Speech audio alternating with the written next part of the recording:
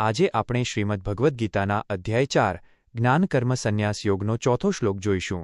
ગઈકાલે ભગવાને અર્જુનને પોતાનો પરમ મિત્ર અને ભક્ત કહીને ગીતાનું પરમ રહસ્ય આપ્યું હતું, પણ આજે અર્જુન આપણા બધાના મનમાં ઊભો થાય તેવો એક બહુ જ તાર્કિક અને વ્યાવહારિક પ્રશ્ન ભગવાન સામે મૂકે છે. નમસ્કાર મિત્રો, ડિજિટલ કી શ્રેણીમાં આપનું સ્વાગત છે. ગઈકાલે અધ્યાય 4ના ત્રીજા શ્લોકમાં આપણે જોયું કે ભગવાને અર્જુનને પોતાનો ભક્ત અને સખા કહીને ગીતાના ઉત્તમ રહસ્યનો અધિકારી બનાવ્યો હતો. આજે આપણે જોઈશું અધ્યાય 4 શ્લોક 4, જેમાં અર્જુન ભગવાન શ્રીકૃષ્ણને એક બહુ જ રોચક મૂંઝવણ પૂછે છે કે હે પ્રભુ, તમારો જન્મ તો હમણાં જ દ્વાપર યુગમાં થયો છે, જ્યારે સૂર્યદેવ તો સૃષ્ટિની શરૂઆતમાં અબજો વર્ષો પહેલાં જન્મ્યા હતા. તો પછી હું કેવી રીતે માની લઉં કે સૃષ્ટિની શરૂઆતમાં તમે જ સૂર્યદેવને આ જ્ઞાન આપ્યું હતું? 1. સંપૂર્ણ સંસ્કૃત શ્લોક. અર્જુન ઉવાચ અપરં ભવતો જન્મ પરંજન્મ વિવસ્વતઃ કથમિદં વિજાનીયા ત્વમાદૌ પ્રોક્તવાનિતિ 4. 2. સરળ ગુજરાતી અર્થ.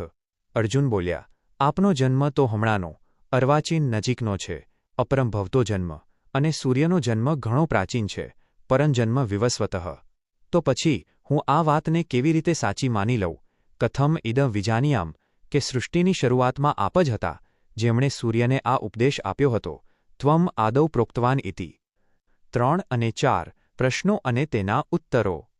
1. આ શ્લોકમાં અર્જુન કોના જન્મની સરખામણી કરી રહ્યો છે? જવાબ: ભગવાન શ્રીકૃષ્ણ અને સૂર્યદેવ વિવસ્વાનના જન્મની. 2. અપરમ શબ્દનો અર્થ અહીં શું થાય? જવાબ: અપરમ એટલે કે પછીનો, હમણાંનો અથવા અર્વાચીન. 3. પરમ શબ્દનો અર્થ સૂર્યના જન્મના સંદર્ભમાં શો છે? જવાબ: પરમ એટલે કે ઘણો જ પ્રાચીન, પૂર્વેનો અથવા સૃષ્ટિના આરંભનો. 4. અર્જુનનો મુખ્ય પ્રશ્ન કે શંકા શું છે? જવાબ: કથમ ઇદં વિજાન્યામ, હું આ વાતને કેવી રીતે સ્પષ્ટપણે સમજી કે માની શકું? 5. અર્જુન શ્રીકૃષ્ણને કયા સમય વિશે પૂછી રહ્યો છે? જવાબ: આદૌ એટલે કે સૃષ્ટિના બિલકુલ શરૂઆતના સમય વિશે, જ્યારે પૃથ્વી પર કોઈ માનવ નહોતો. 6. આ શ્લોક અર્જુનની કઈ માનસિકતા દર્શાવે છે? જવાબ: તે અર્જુનની તાર્કિક બુદ્ધિ, લોજિકલ માઇન્ડ અને વ્યાવહારિક સજગતા દર્શાવે છે કે તે ભગવાનની વાતને પણ આંખો બંધ કરીને સ્વીકારવાને બદલે શંકાનું નિવારણ કરવા માંગે છે. 7. શું અર્જુન ભગવાનનું અપમાન કરવા આ પ્રશ્ન પૂછે છે? જવાબ: ના, તે ભગવાનને પોતાના સખા, મિત્ર માને છે, તેથી સહજ ભાવે અને સત્યને ઊંડાણપૂર્વક સમજવા માટે આ પ્રશ્ન કરે છે. 8. આ શ્લોક આપણા માટે કેમ મહત્વનો છે? જવાબ: કારણ કે આ પ્રશ્ન દ્વારા જ ગીતાના આગળના શ્લોકોમાં ભગવાનના દૈવી અવતારો, ઇન્કાર્નેશન્સનું પરમ રહસ્ય પ્રગટ થવાનું છે. 9. વિજાનીયામનો ચોક્કસ અર્થ શું થાય? જવાબ: વિશેષ રૂપે જાણવું અથવા શંકારહિત થઈને સમજવું. 10. આ શ્લોક કયા અધ્યાયનો છે? જવાબ: ચોથા અધ્યાયનો ચોથો શ્લોક. 5. જીવનનો ઉદ્દેશ. 1. અંધશ્રદ્ધા છોડીને તાર્કિક પ્રશ્નો પૂછવા, the courage to question and learn.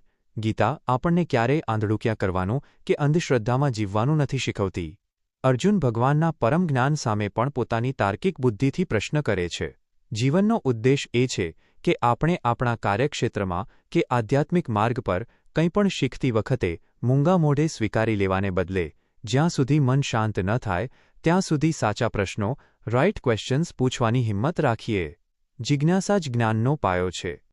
2. સમય અને પરિસ્થિતિના તફાવતને સમજવો, respecting the law of space and time. Arjun સમયના ગાળા, ટાઈમ સ્પેનને પકડવાનો પ્રયત્ન કરે છે. એક તરફ મર્યાદિત માનવ જીવન છે અને બીજી તરફ કરોડો વર્ષોથી ચાલતું સૂર્યનું અસ્તિત્વ. જીવનનો મોટો ઉદ્દેશ એ સમજવાનો છે કે આપણી ભૌતિક બુદ્ધિ બહુ સીમિત છે.